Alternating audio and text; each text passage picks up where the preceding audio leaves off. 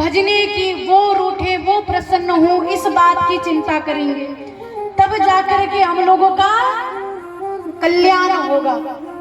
अभी तो केवल गाया, अब इसके ऊपर अमल भी करना पड़ेगा ना, इस पर चलना भी पड़ेगा, तभी जाकर के कल्याण होगा। लेकिन आप लोग सुनते ही महाराज अपना लगता है कि मन ही मन गोविंद को मनाना प्रारंभ कर दियो, आपकी आवाजें आने लगी हमें। तो शांति के साथ प्रेम से बोलिए जय जय श्री राधे। बंधु तो सीख गए 3 दिनों, पर माताएं नहीं सीखी। क्या सिखा रहे हैं पिछले 3 दिनों से? जय जय श्री राम श्री राधे।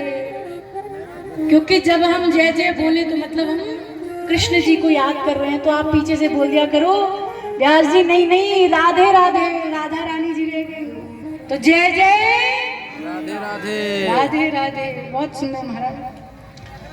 तो गजेंद्र ने हम लोग को शिक्षा दी कि मेरी तो लगी श्याम संग प्रीत, मेरी तो लग गई, तुम भी लगा लो और सरल बन जाओ। जो अभिमान है कि ताली बजाऊंगा नाचूंगा तो बगल वाला क्या सोचेगा, इस बात को भूल जाओ। क्योंकि पड़ोसी तो दिन भर पूरी जिंदगी भर कुछ ना कुछ सोचता ही रहता है, उसके सोचने को ध्यान में रखने के कारण यह सोचते सोचते पड़ोसी क्या सोचेगा आपने 50 साल बिता दिए। लेकिन अब तो ये सोचिए कि भगवान क्या सोचेंगे। क्योंकि गर्भ में थे तो उनसे कहा था कि प्रभु धरती पर जाकर आपका भजन करूंगा, करो नरक से बाहर, इस नरक से बाहर कर दो, आपका भजन करूंगा, बाहर भेज दो बस एक बार। यहाँ आके भूल गए। इसीलिए इस बात को याद रखते हुए दिन भर अच्छे से धन कमाइए, अपना काम कीजिए, लेकिन सरलता के साथ। कैसी सरलता?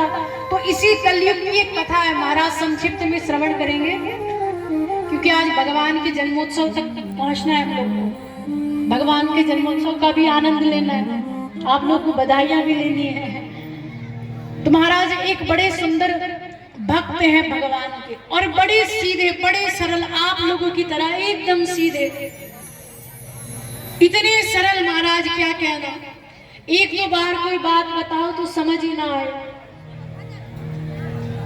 और इसी कलयुग का भक्त है, सतयुग की कथा नहीं है, इसी कलयुग की सुना रहे हैं। बहुत पुरानी कथा नहीं है, यही होगी महाराज 30-40 साल पहले की कथा। हमने अपने गुरुजनों के मुख से सुनी और उन्होंने देखा है तब सुनाया है।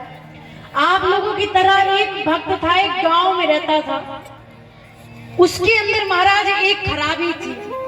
क्या खराबी थी? ध्यान से सुनिएगा, तभी आप लोग उस भक्त की तरह भगवान को प्रसन्न कर पाओगे। खराबी क्या थी कि खूब खाता था। और ऐसा नहीं महाराज कि 4 की जगह 8 रोटी खाता हो, इतना खाता महाराज कि घर के 10 लोग एक तरफ और वो व्यक्ति एक तरफ, और खाता रहता और बोलता रहता। दाने दाने पर लिखा है खाने वाले का नाम, दाने दाने पर लिखा है खाने वाले का नाम। तो घर वाले कहने लगे कि तुम दाना दाना मत बोला करो, तुम बोला करो कि बोरे बोरे पर लिखा है खाने वाले का नाम, बोरे बोरे पर लिखा है खाने वाले का नाम। क्योंकि तुम्हारे मुंह से बोरा बोरा ही शोभा देता है, क्योंकि तुम बोरा भरी खाते हो। तो महाराज वो अब कुछ करता धरता था नहीं, घर वाले 2-4 शब्द कह भी दे तो मानना पड़ता था। संयोग से एक बार घर वालों ने सोचा कि इसको घर पे रख के कोई फायदा है नहीं, काम दाम कुछ करता नहीं है, ऊपर से जो है घर का राशन निपटाने की फैक्ट्री और खोल के रखी है इसने।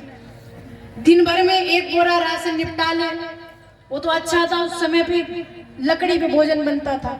अब गैस सिलेंडर तो अब 8-10 साल से ज्यादा प्रचलित हो गए, वरना महाराज के एक सिलेंडर निपट जाए एक दिन में, इतना खाता। घर वालों ने भगा दिया, वो भी सरल था महाराज, सीधा था, घर वालों ने भगाया चला गया।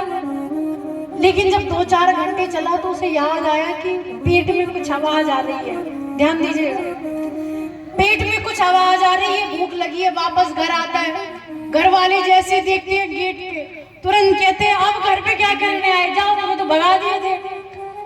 तो बोला नहीं नहीं पिताजी ऐसी कोई बात नहीं है, मुझे लगा कि शायद मुझे निकाल कर पछता रहे हो आप, महफिल में आ गया हूँ इस ख्याल से।